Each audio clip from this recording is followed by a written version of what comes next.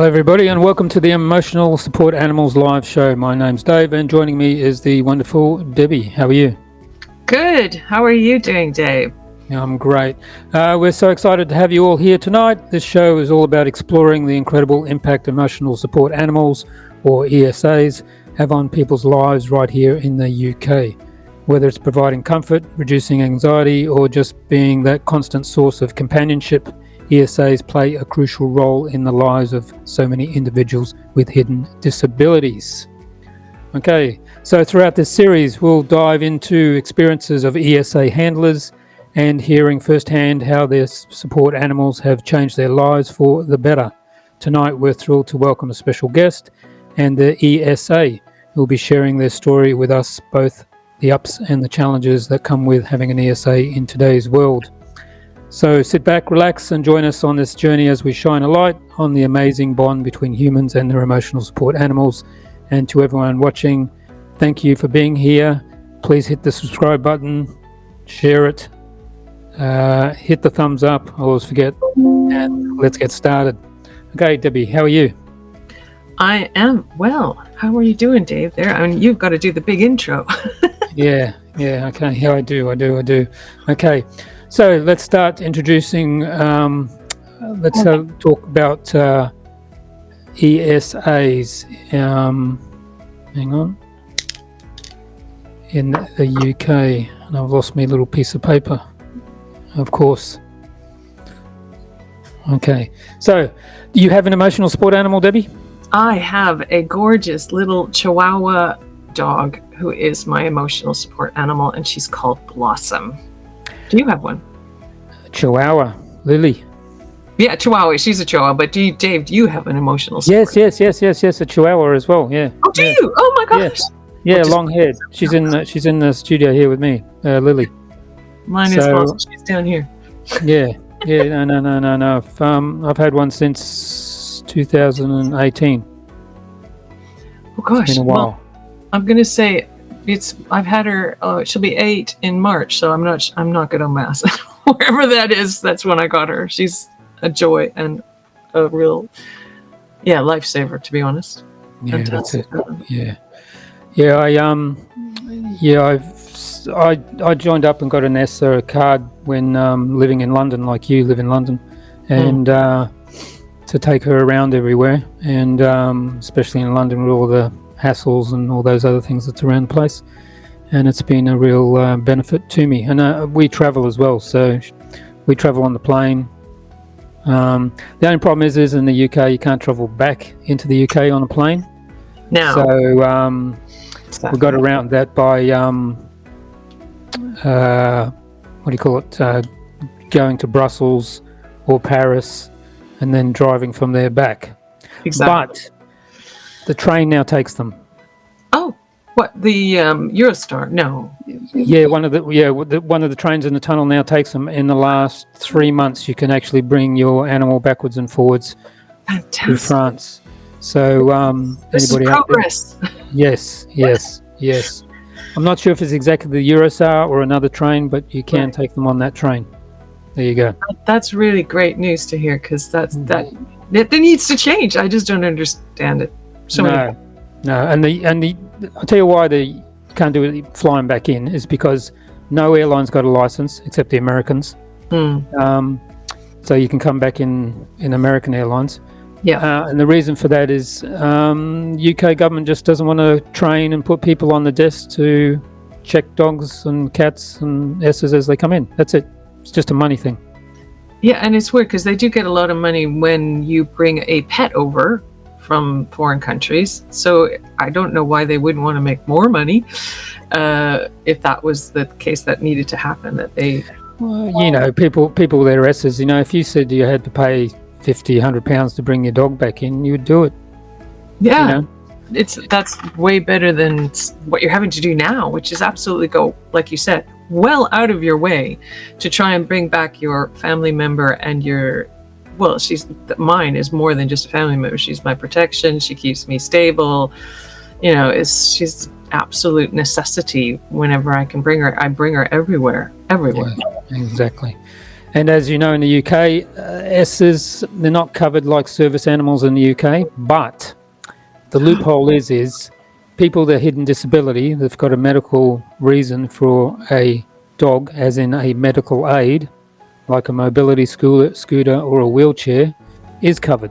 So the person's covered for their medical aid, which is the animal.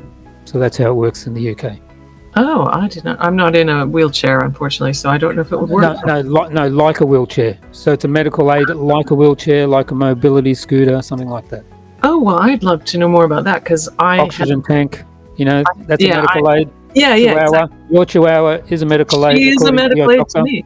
Yeah. There you go. So then you are covered under the Quality Act 2010 and the Discrimination Act. I can't remember what that date is. All those sort of things, because of your hidden disability. There you go. Well, I'm gonna do that then, because that is a problem right now. People just go, oh, you can't bring her in. She's only an ESA, and it's like, well, but she's more than that to me. Exactly. I was invited to go on a panel with the service dog people, the assistance dog people, with the Prime Minister's office. They were looking at, because service dogs and assistance dogs have the same problem. They can't get in places as well. So which is crazy. It's just not ESAs, right? It's actually those dogs as well that get stopped. So they were having a big online conference for that. But just as we were about to start, they called an election. Not election, as in Prime Minister's election, and Rishi went out, new one came in, and that stopped that. And then, of course, they had a general election, and still no word on what's happening now. So there you go. So things were happening, and in fact, over the past 5 years, every time something's about to happen, there's been a general election, or the Prime Minister's changed, and now everybody's changed. The Health Minister's changed. Everybody's changed, and you just have to start again. That is an issue. That's the joy of politics, isn't it? A new party gets in, and then everything that was started before either gets completely scuttlebutted or put on the back burner or forgotten, and you're back to the beginning. Okay, so what we're going to do on this show is we're going to try and get guests in who have got the ESA, as we said, and on every show. We don't know how many shows we can do, so we'll do that as we get people. So we'll try and do it regularly at least. And so if anybody out there want to come on the show, get a hold of us. I'll just put the email address down the bottom. In the meantime, I've got my new t-shirt. It's gorgeous. Did it fit okay?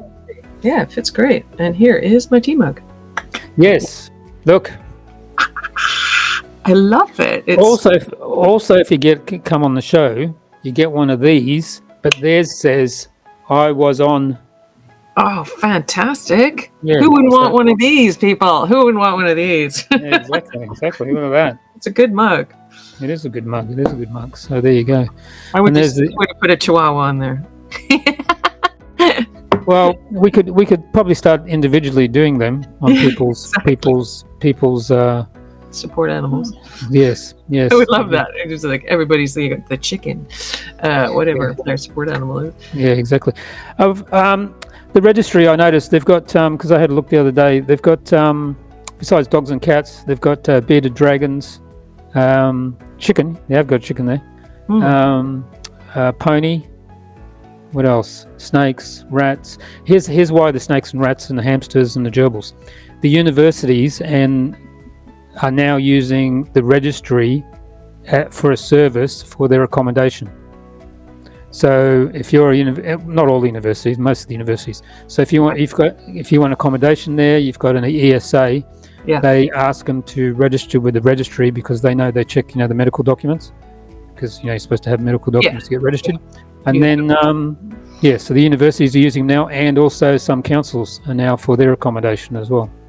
Brilliant. That's good. I mean, I know I always say that I think it's better that we are very clear about how these boundaries need to be with these pets, so they're not seen as a threat to people around them, because that is a concern people always have. It's like, are they going to attack my child? Are they going to attack somebody around them? And they do need to be vetted. They do need to be well trained, because they are going out in the public. They aren't meant to be misbehaving animals. So yeah, that sort of stuff does need to happen. And then there's going to be less of an issue around why people don't, have stigmas around them. So yeah, I don't have any problems with that. I know the registry itself has cancelled 2 registrations because there was 2 aggressive dogs that were attacking people, and people complained, and so the registry said, obviously, 1, call the police, right, because that's against the law. And then once they got proof that it was true, they cancelled the registration. So they are proactive when that sort of thing happens. When they know about it, yeah. So I mean, that's totally fair to me. In that sense, it has to be like a support animal. The animal needs to be safe in public situations for everybody, not just you. Exactly.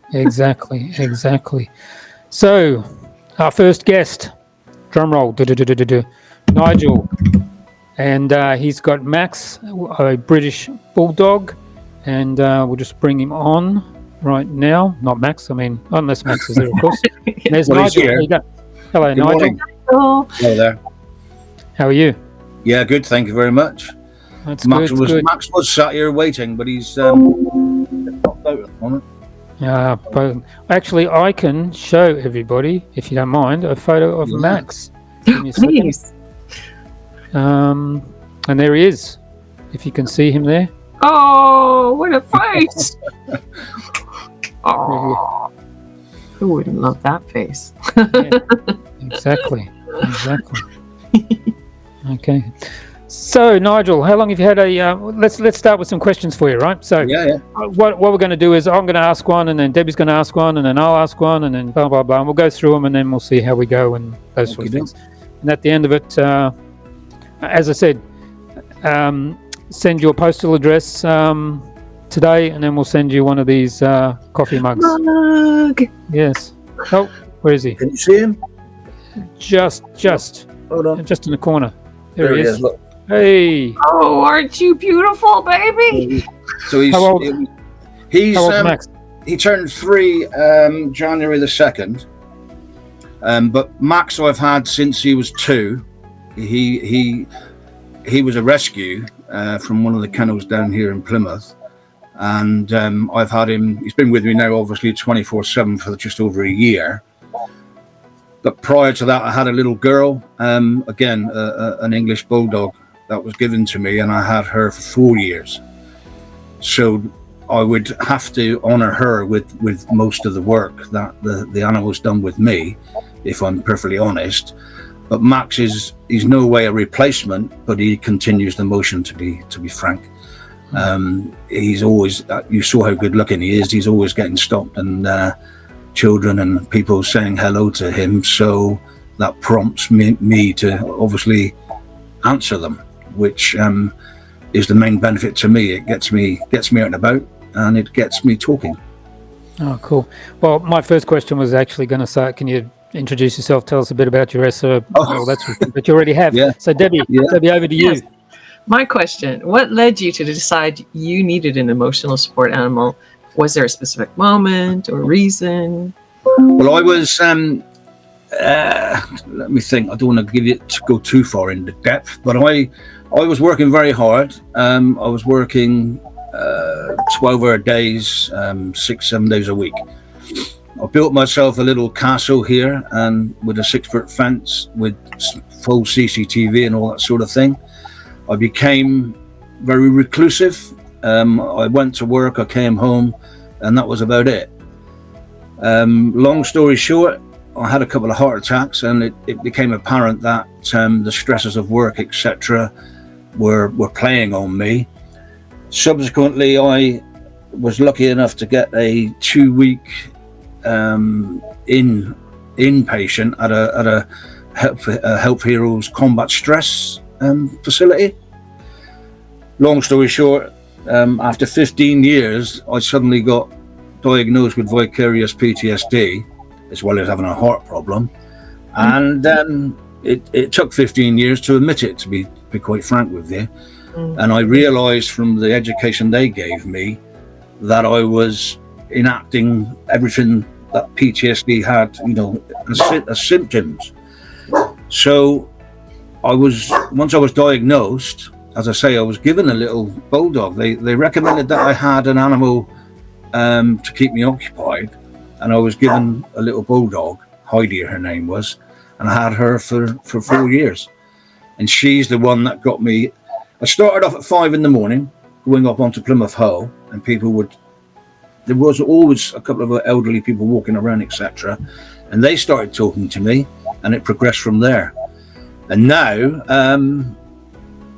prime example is I'm able to talk to you now. I would never have done this 5-10 years ago. Well, I think it's important to promote how fantastic it is to have an animal and what they can do for you. And they certainly, I wouldn't, they saved me, let's put it that way. So how has Max impacted your day-to-day life and mental well-being? Well, as I say, he's with me 24/7 for starters. So I've always got a companion. My wife still works, so I've always got a companion. Because he requires looking after to keep him as beautiful as he is, and because he requires walking and all the rest of it, that gets me out of the house. So whilst I still get frightened and have the anxiety and all the rest of it, with him next to me by my side, it gives me that, I won't say courage, but it reduces my tension and my fear, So I'm able to get out more, and that obviously promotes better health for me. Would you share a particular story or instance where Max provided comfort or support during a challenging time?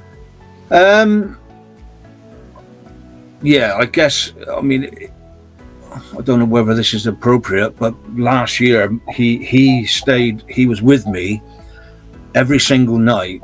When my mother was ill, she passed away last year. But while she was ill, he actually stayed with me every night. And I looked after my mother during the night. My sister looked after her during the day. So he knew. I'm convinced that he knew what was going on. And he knew that I was obviously a bit emotional about that, as well as my normal problems. And he was able to comfort my mother as well, because he used to put his head on her hand. She was suffering from vascular dementia, so she, we like to think she knew what was going on. However, but when the dogs put his head on her hand, you could see a little smile, And my mother was always a dog lover, so he helped through all of that as well, which was fantastic. And ultimately, he gets me out of the house. Otherwise, I probably wouldn't go out.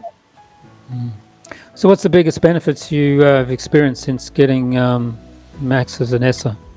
Well, as I say, the benefit for me is that it gets me out of the house. I no longer hide away in my bedroom permanently, which I did before. I actually gave up work and because of the stresses with the heart and all the rest of it, and then I totally wouldn't go anywhere. And it's only because of obviously initially Heidi, as I said, and Max, that I go out and about now. But I get in. I've never been refused entry anywhere with Max, to be honest. Oh, that's great to hear. But have you encountered any challenges or obstacles with having Max, especially public places or special events? Or I can't really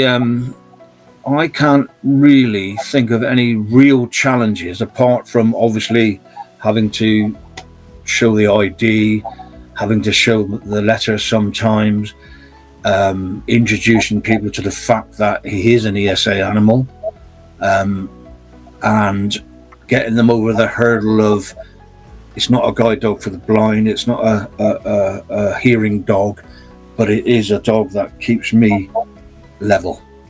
Yeah. Keeps me under control, if you like. I don't lose my temper, I don't get angry. Of course I still get the anxiety and the normal fear of going out, etc.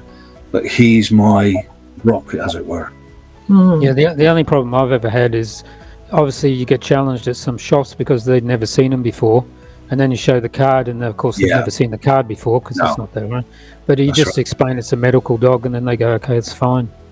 Yeah, I think 99% of the time, people, when you explain it to them, they understand.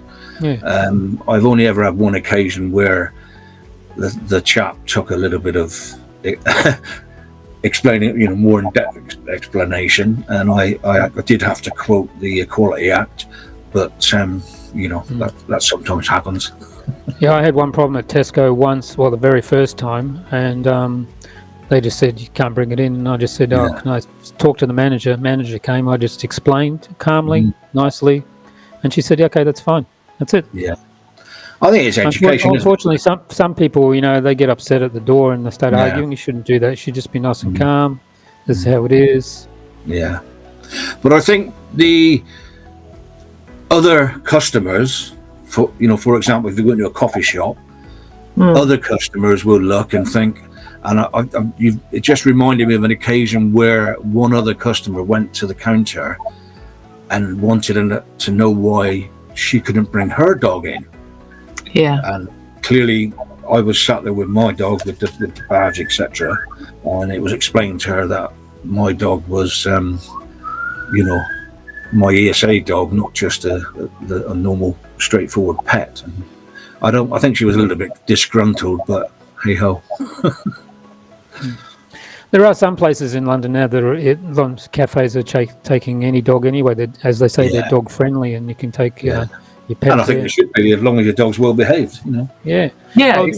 I saw a friend owns a restaurant, and obviously, was it just before the pandemic or just after? I can't remember. No, before. Business was going down, and I just said you should become dog friendly. You'll be amazed how many people. And within a week, he had tourists who had brought their dogs coming in, and they said, "Oh, great! I haven't been able to find anywhere," and they were coming back, night after night, having dinner there. Yeah, and it goes on TripAdvisor and things like that. Yep. I mean, I go into a cafe here, and they always say, "Well, does Max want a dog cup?" And it's ice cream, etc. And I say, "Oh no, he's watching his weight." Yeah. And it's great that people are getting that way now. Yeah. So a lot of the animals, especially the ESAs, they're probably more healthier and cleaner than the humans that come into the cafes and places. I can't comment. I've said that too. So what's the most surprising thing you've learned about your ESAs since you've had one? Well, the effect. I mean, I cannot express how much help both of the dogs have given me, Don't get me wrong, I've had dogs all my life, but I've never relied on the dog, Max and Max and Heidi, like I have now. My other dogs I love my dogs, they were my pets, but now it's more of a partnership, I would say, because he looks after me, I look after him. Great. So I was going to ask how receptive businesses and service providers have been in your town towards the ESAs, and have you found that some places are more accepting than others? As I say, I mean, I've only ever had the times when I've had to really explain what the dog was, but mostly in this area they're quite good. I don't have real problems at all. I like hearing that. So how does your ESA help you manage specific symptoms of your disability or your condition? Well, if I get nervous or anxious or whatever, then Max will draw him towards me, and I pat him on the head and I smooth him down, and that relaxes me, and it does bring the stress levels down greatly. That along with the breathing is it gets you to the point where you can continue what you're doing, if you see what I'm saying. Yeah. Ordinarily, without Max or Heidi, I would have just turned around and walked away or come home, or depending on what I was doing, and it would have been the end of the challenge, as it were. But with Max, there's onward and upward greater things we can do together. I was talking to the Registry yesterday before this show, and they were saying there's many doctors that won't even write a letter. They don't even believe. They don't believe animals are helpful for people. I can't understand that. Exactly. Well, I live in proof. Yeah. I'm just amazed that doctors actually just say no. Animals aren't. I can only assume they've never had a pet of any kind themselves to have that kind of lack. Yeah, I find that hard to believe, because I got my diagnosis. I then quite simply got the letter and said, Mr. Carr, blah blah blah, requires an animal for his support, and simple as that. But maybe I'm lucky. Maybe I was lucky to. Yeah, but even if the doctor, so let's say the doctor doesn't believe at all, and you're a patient, they should be trying to help you anyway. If you come in and say, it makes me feel better, or whatever, etc., etc. Exactly, yeah. At the end of the day, what you feel makes you feel better is whatever you say it is, isn't it? Yeah. Whether it's a dog, because mental health is part of the process that we're trying to deal with. Yeah. So it means we're not going to them as much. We don't need to because we're feeling better just by having those. Absolutely. Nice Absolutely. Well, in my case, it's a warm, fuzzy one. Sometimes they're more leathery skinned, but no, he's brilliant. He's brilliant. Can't praise him enough. Okay. Oh, Debbie, do you want to ask about the traveling one? Yeah, sure. If you've traveled, have you actually, that's a good question, Max. Has Max traveled with you, and what was the experience like? No, I haven't. I'm very interested in your introduction, actually, because I knew that in the States that, everything from an alligator to a cockapoo or whatever can go on an airplane. But I didn't realize over here that, I know they don't go on airplanes, but you mentioned they started letting them on the Eurostar and all that. I haven't travelled with Max like that at all. Neither they do. I'm not sure which airline, but you can fly internally in the UK as well. It may be British Airways or something like that, but obviously not Ryanair or EasyJet, low-cost ones. But I think British Airways, because I was doing some research before this with the Registry, and they had one person who said they were flying from Scotland to London, and the airline let them on, and there was an overweight dog, as in most airlines won't let your dog on there unless if it's over 5 kilos, and this dog was 10 kilos and larger, and they let the dog on. Oh, Max is 20 odd, so but that's something I will research myself, because there's no real reason I haven't travelled. It's just that with Max, I don't like to leave him anywhere, on his own. Well, now the train's an option. There you go. You can go to Europe. Exactly. The only thing you'll need, obviously, is a pet passport and the usual whatever Europe requires. Shots, all those sort of things. Yeah, there's a bunch of things you have to do before you come back. Like you have to get a worming pill or something. Whatever. I brought dogs back from mainland Europe in the past through quarantine systems, so I'm aware of some of the restrictions. But I know it'd be great if they just let them get on the plane, and I'd pay for a seat for him. There's no problem with that. Exactly. That's what I don't understand. Most people would pay for their pet to come back in. You can fly out like Air Baltic, KLM, a few others. You can fly out, no problem. You just pay the 50 or 70 euros, whatever is the fee, and you can fly out with them. I just have to leave the wife at home and take the dog. It was just coming back in, which was a pain. But now, of course, you can come. So the only option was walk on ferry, or a car on a ferry, or in a car in the channel. But now, of course, there's the train. So that makes a big, because I know several people now that have used the train. Yeah, that's interesting, because I would like to take him with me if I go anywhere. Right. Well, if you do, you have to send us some photos and we can show people. I will do, yeah. Max in front of the Eiffel Tower, Max in front of this, Max in front of that. Max speaking French. Nigel, what advice would you give to someone who is considering getting an emotional support animal? Well, quite simply, it would be the best thing they could do if they suffer with any sort of mental illness, for example, or any other hidden disability. They're worth their weight in gold. Simple as that. I don't think there's any you can help me out with this. I don't think there's any financial help anywhere for ESAs, but yeah, definitely get one, and just remember that you've got to look after the animal, veterinary fees, insurance. You know, with a bulldog, there's lots of cleaning up to do all the time. So don't just grab any old dog. Make sure it's the suitable one for yourself and your means. I wish the government would maybe allocate a few pounds for the to help people get ESAs, because as we've already alluded to, the waiting list for mental health appointments is rather large or long, and the dog will relieve that queue. I can assure you, because I gave up my appointments and said give them to somebody who deserves them more than me, because I've got my dog.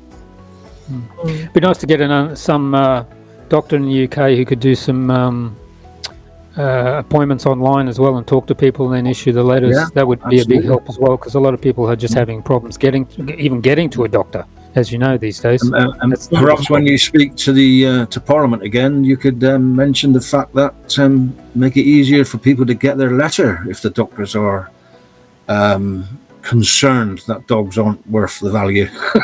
Yeah, exactly. Or the treatment.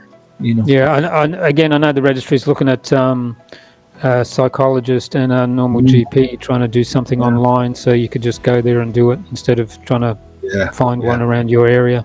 Yeah. Or as some people, and that's the other thing, some doctors are charging 36 to 50 pounds for a letter as well. Yes, Are you a lawyer? I think that's terrible. I mean, it is.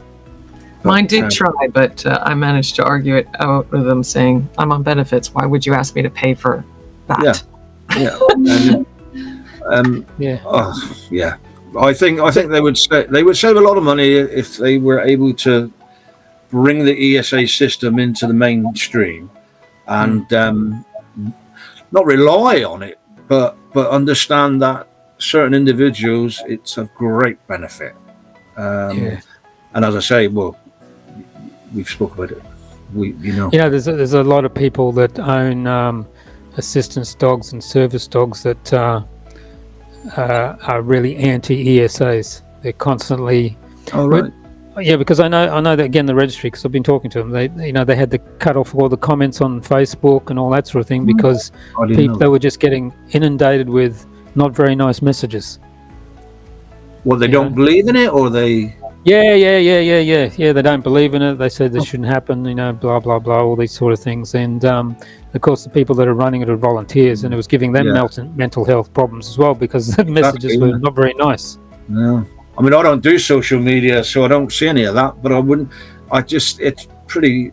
To me, it's a bit alien to me. Them thinking that people would write in and condemn the volunteers that work for the organisation, and the organisation itself. Yeah, exactly. Well, people are people, aren't they? You know what they're like. Yeah, exactly.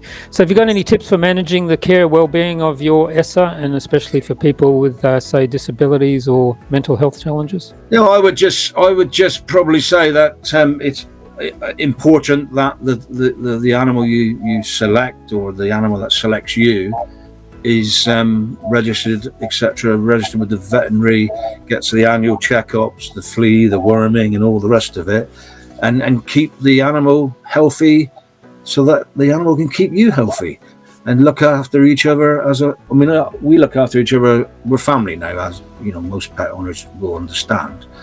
And he and I look after each other 100% of the time. Well, it's part of your family, isn't it? Absolutely. Yeah. Apart from that, I would just advise that people make sure they get an animal that they can look after. Some animals require a lot of work, other animals don't. Some animals require a lot of walking, other animals don't. Make sure you choose the correct animal for you. Yeah, and the size for your accommodation as well. Like, don't get a huge Newfoundland dog for your studio flat. That's right, or a Great Dane or something. Yeah, that's Yeah. So it's all about the suitability, and you choose the animal, and the animal chooses you. It's and I would be careful about the breed of dog as well, because different breeds require different care and can cause different problems. Of course, they've got different temperaments. Exactly. You need to understand your dog. Yeah. It's I talked to someone the other day and I said, even though the dog's an ESA, it doesn't give you a license to let your dog do anything. You know, you still got to keep it under control. Absolutely. You know, can't be aggressive, all those sort of things. And I guess the other big one is for somebody that's not used to having an animal, is clean up. Out on the streets, out on the roads. That's very important as well. If you must be able to be, look after that side of things when you're out on the street. It doesn't take long for people to notice that sort of thing. It's not cleaned up properly. Yes, exactly. So lastly, what's one thing you'd like people to understand or appreciate about ESAs that you might not have realized? Do you mean the organisation or the dog itself? I'm open to either, to be honest. You can go. I think the organisation needs to be thanked, and I thank the organisation, and I think that the people in general should understand that ESAs are important. I think in the USA, as with all things, they seem to have grasped it a lot quicker than the UK. I think the UK need to get shook up a little bit and understand that it doesn't matter if it's a snake or a parrot. It's people can relate to the animal. It's very helpful, very helpful. I mean, I talk to Max all the time. Waffle to him, and that again is something else you can do. You don't have to just not say a word all day. You've got your animal, you talk away, and they don't have to listen. my I don't know about yours, David, but mine, she makes little noises at me. She's like, so it's almost like she is talking to me. I just don't know. I firmly believe that my dog understands every word I say, but that's he probably just wants a biscuit. Feed me more. Take me out for another walk. Yeah, absolutely. Yeah. Okay, thanks, Nigel, for being on. We really appreciate it. Thank you. You're welcome.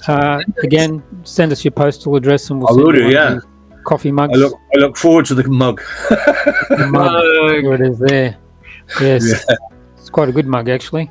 Yeah. It is very solid mug. It's a nice. Yes. Okay. Well, again, thanks, Nigel. We really appreciate it. No Bye-bye. worries. Bye-bye. Bye. Well, there you go. That was nice. It was. It's awesome. Nice to meet somebody else with our beautiful ESAs. Or S's. Yes. So anybody out there watching this, if you want to come on the show, please contact us, and you've seen what we do now. Be roughly the same questions, and show your beautiful animal, and that'll be it. The registry, I don't know if you know, they register in the EU as well. They've got a site, and they do the EU as well. So there's Australia, EU, America, I think, has the same organization. Yeah, and they're just about to start in the UAE as well. Excellent. Oh, even better. Yeah, which is good. Just going through the health department there. And then, so that's happening. So that's pretty cool. So we could bring them in the flying taxis they're going to have next year. Yeah, exactly. No, it is the good news about the train. Like, someone again doing the research. To Portugal. Yeah, exactly. You can get the train and go from train to train, and off you go. Or once you get into France, then you can fly. Well, yeah, exactly. And the thing is, I can fly to Portugal with the airline because the Portuguese airline does it. It's the way back that's the problem. Okay, thanks. Bye-bye. See ya.